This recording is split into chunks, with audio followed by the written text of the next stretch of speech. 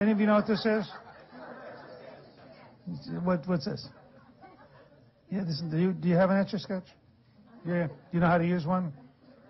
You notice that this is an Etch-A-Sketch.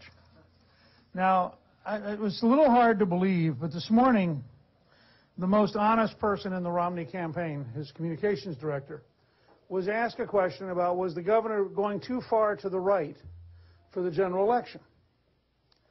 And he said, oh, that doesn't matter. When we get to the general election, it's just like an Etch-A-Sketch. We just shake it and start over.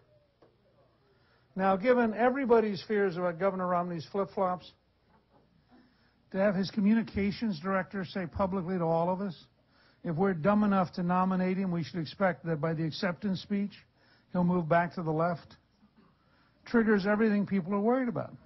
I brought in an official congressional ice bucket because I thought it was a perfect symbol of what we are trying to do and how it sometimes gets misrepresented. When we became a majority for the first time in 40 years, we were trying, frankly, to pinch a few pennies to save some money to be able to provide tax relief.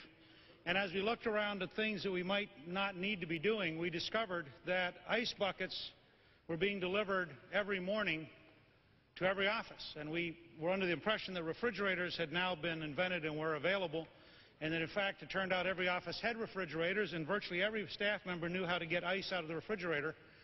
By eliminating the delivery of ice, we save $400,000 a year. And in terms of being a common-sense Congress, I just think this ice bucket tells the story about as well as anything we've done. For years and years, long after refrigerators became common, ice was being delivered because the Washington bureaucracy just kept doing whatever it was doing, even if it made no sense.